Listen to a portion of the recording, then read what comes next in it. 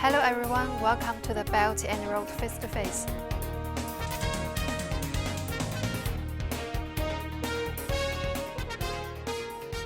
I think the authorities should provide more education service, water, clean water, health care. Giving this education to the kids, and they are moving on the health development sector. Xinjiang is the far west part of China, while Balochistan is far west of Pakistan. Pakistan government should copy the same way of improvement or development which the China government did for Xinjiang province. Hello everyone, welcome to the Belt and Road Face-to-Face. Our program is co-produced by China Economic Net and Vash News Television. I'm Meng Xiaotong from China Economic Net. Today I'm pleased to be joined in our studio by Wang Shida, a social aid research professor at China Institute of Contemporary International Relations, and Mr. Samir Sadiki from Pakistan, who is the incident manager at ABB Global. Let's enter the first part, Hot Spot.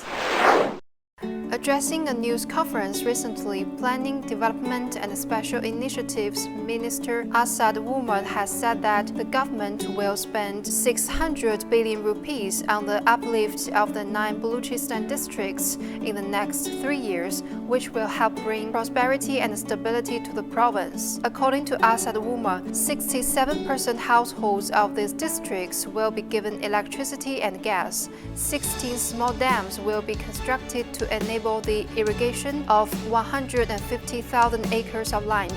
3 plants for dates and olive will also be established. The federal government will fully support Balochistan Exploration Company to explore minerals in the province. 640,000 children will be given distance education using modern teaching. Over 200 basic health centers will be upgraded, and several initiatives are being taken to address issues related to malnutrition.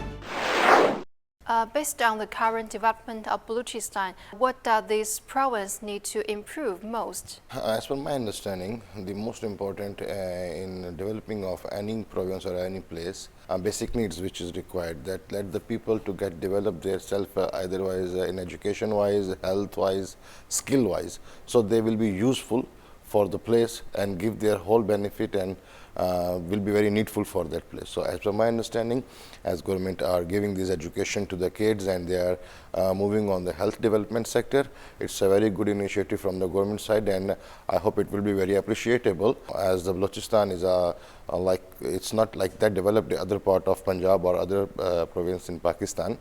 So this is very good initiative from the government side. Mr. Wang. You see that Balochistan is a very important province in Pakistan. And I think Balochistan needs 2 categories of project. The first category is the basic service. I mean that like the news report, I think the authorities should provide more education service, water, clean water, health care, and this more roads, this kind of basic service to improve the local livelihood.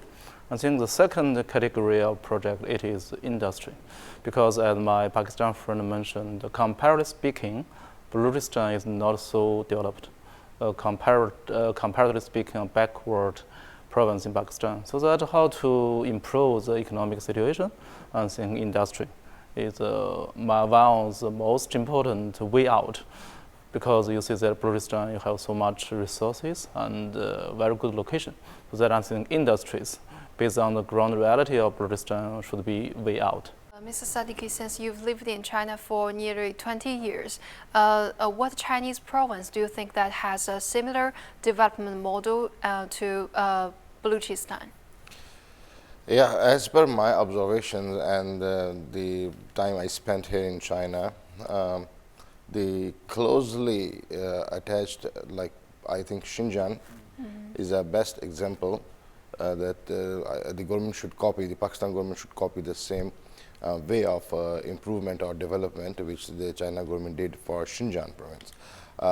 Because the land and the people or the atmosphere, weather, surrounding are almost, it's very similar in Balochistan and Xinjiang, especially the weather and the specification of the land. So as per my understanding, Xinjiang is the best example for Pakistan government to follow. Mr. Wang. I do agree. Xinjiang is, I think, the most similar province in China to Pakistan. Like my Pakistan friend mentioned, the weather quite similar. Location also similar because Xinjiang is the far west part of China, while Balochistan is far west of Pakistan. And Balochistan and Xinjiang all enjoy very favorable locations. So that with this kind of similarity, I think there is great potential between the cooperation between Pakistan and Xinjiang province. According to my humble knowledge, up till now, I think there is already a lot of cooperation exists between Xinjiang and Pakistan, because I heard that there is a lot of companies who import fish, I mean the Indian fish, from Gwadar to Urumqi, who is the capital city of Xinjiang province. I think a lot of construction companies also got involved in the CPEC project. So that I think the cooperation already exists. What should we do is strengthen this kind of cooperation in the future. We've learned that dates, olive plants, and mineral exploration were also included in this plan. So what advantages does Balochistan have in the aspect of agriculture and mining? Surrounding or the weather, it's very good. The area of the province is a very, it's a very rich for agriculture. Like they have a lot of walnuts and apricot, this kind of fruits. There are too many there. But the issue is that the people, they are not that much trained. Like water scarcity is a big problem there. So 81% of the farmers or the people who are doing this agriculture, they are always complaining about this water scarcity issues.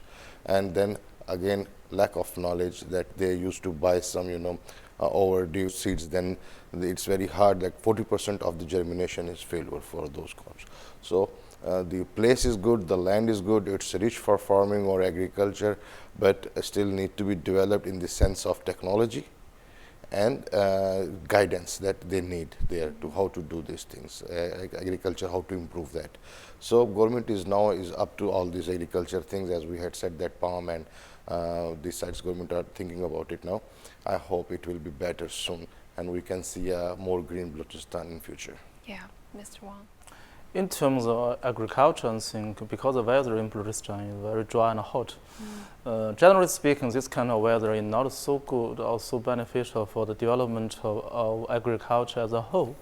But it did help to the Balochistan's distinctive agriculture.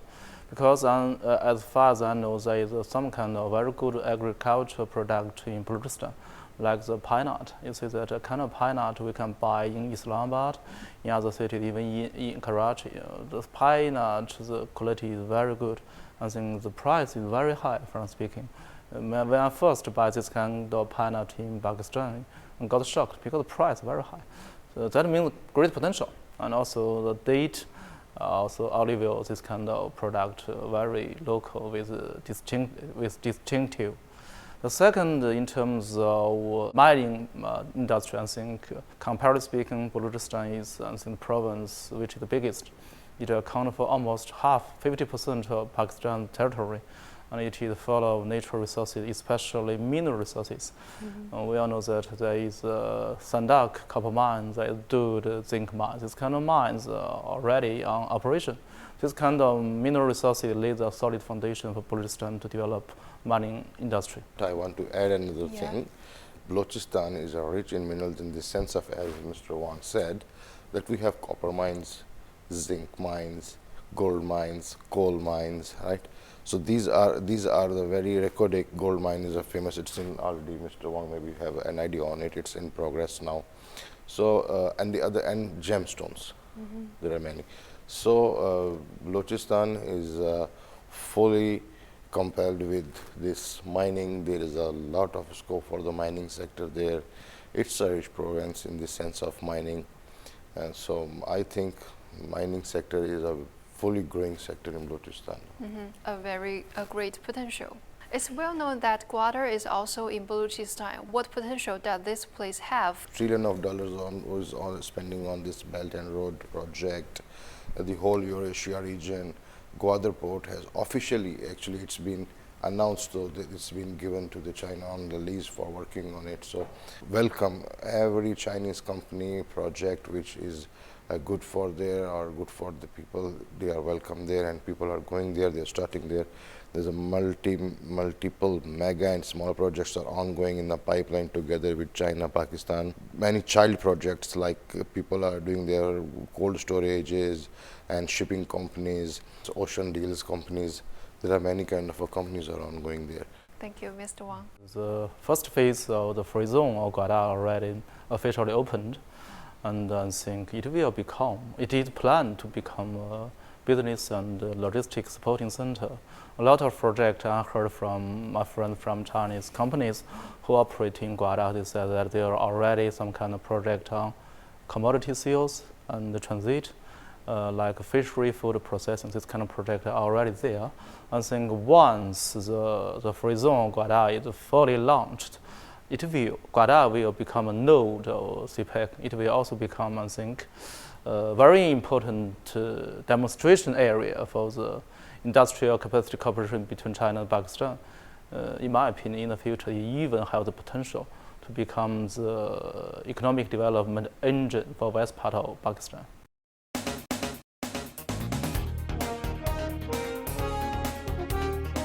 They give a lot of subsidies and benefits to the textile sectors, especially in Faisalabad, the city which we call the Manchester of Asia. Many in China, textile machine already gradually take place of the old-fashioned textile machines in Pakistan's textile factories. Cotton, yarn, this is the most famous, and actually it's already manufactured there.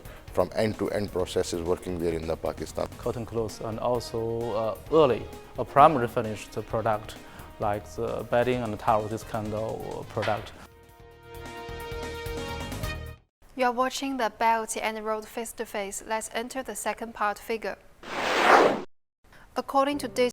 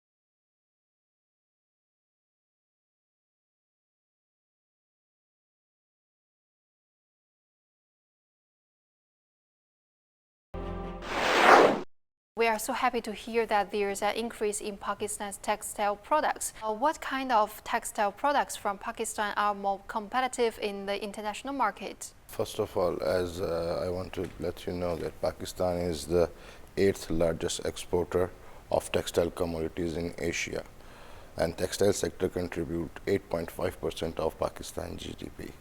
Okay, 45% of the labor belongs to this textile sector, in which 38% is directly belongs to manufacturing sector of the textile, right? So there are a lot more, like more than 1,000 ginning units, 400 spinning units, and like this hundreds of small units are working there on this one. So textile is the backbone of Pakistan. And in which we can say that cotton is the major giving a part in this one, and of course we have some kind of a jeans fabric. This textile, this is very famous in globally, it's very renowned, and it's export from Pakistan.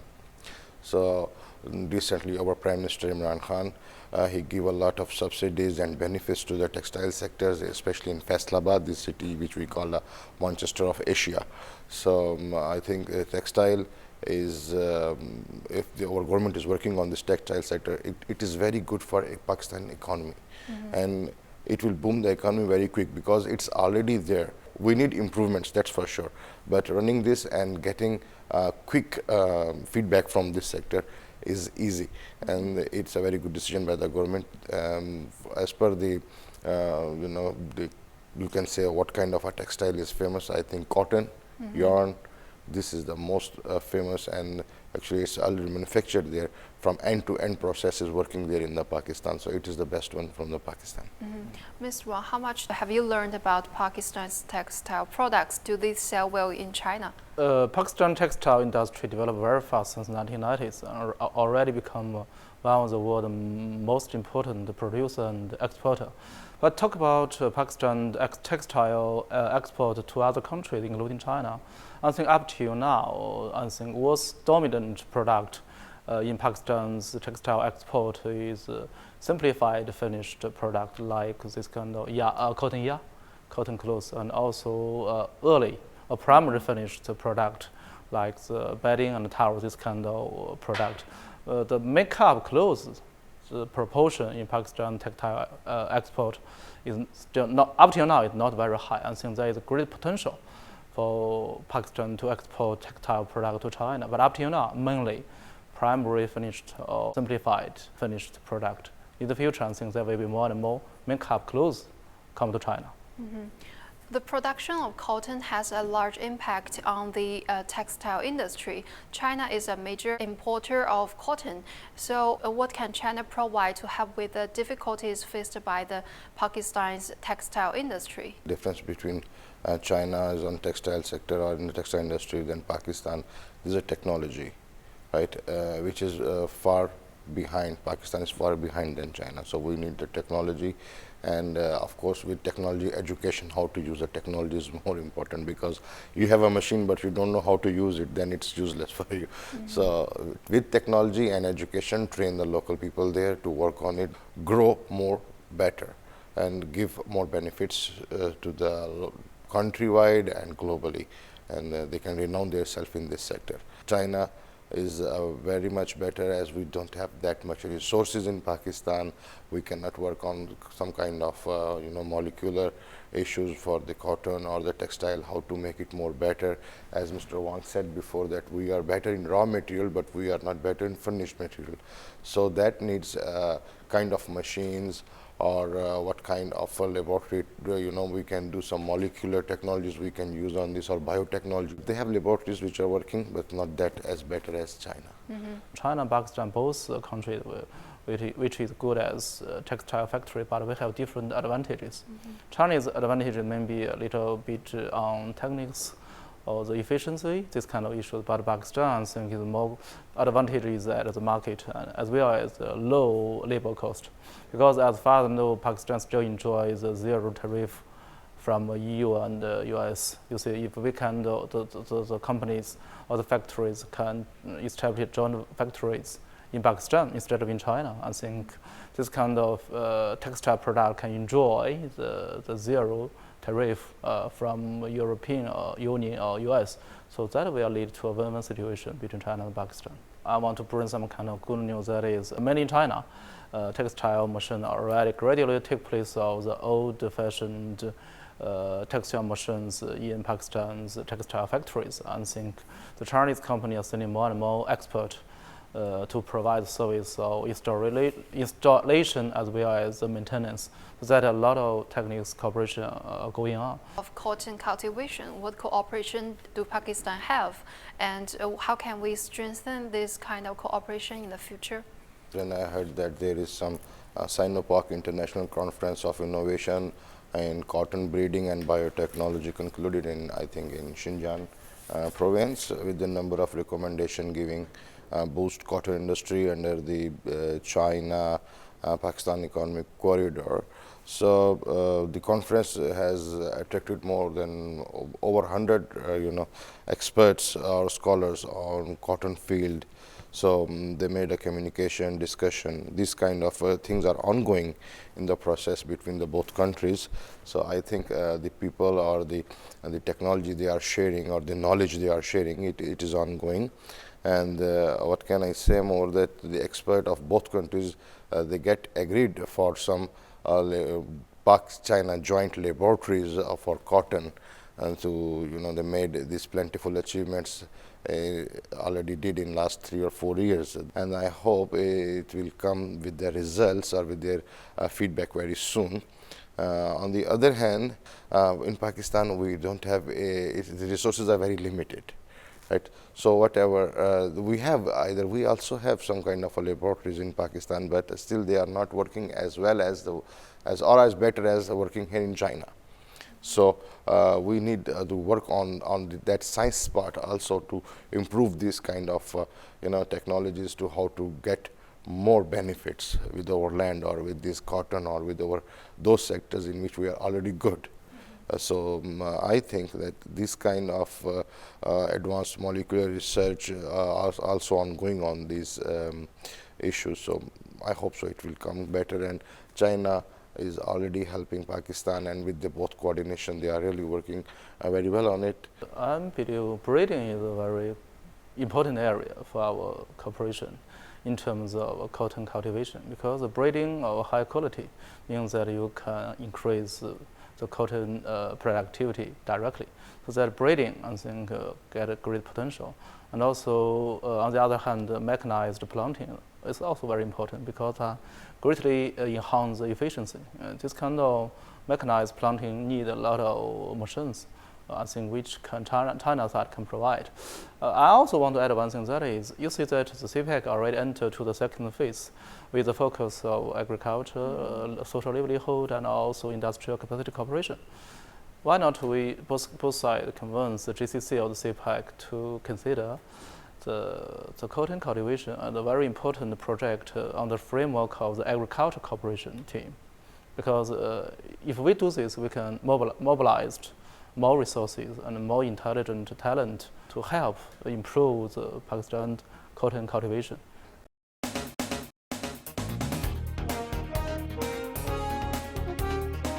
As cricket gets more and more popular in China, it has the potential to become a new bridge or platform to enhance the people-to-people exchange between the two countries. If you want to know about the cricket craze in Pakistan, you can see our Prime Minister, Mr. Imran Khan, as a former cricketer. It is the first championship that Chinese won after the establishment of PRC. For an example, if we have a tournament in Beijing or in Islamabad, right? You see the speaking city before 2008 and after 2008, France speaking, huge difference. You're watching the Belt and Road face-to-face. Let's enter the third part, culture. The return of the England cricket team to Pakistan next year is a vote of confidence in the country's increased security. England will play two 2020 internationals in Karachi on October 14th and 15th in their first visit to Pakistan since 2005. Christian Turner, Britain's High Commissioner for Pakistan, said that security incidents fallen by 80% since around 2015. Security analyst Kwame Chima said such events could enhance Pakistan's positive image abroad. Security analyst Imitaz Gul said that the more sports that enter a country, the more name the country has internationally. Pakistan official hopes that the international sports events held in Pakistan will bring more potential to the country's tourism industry.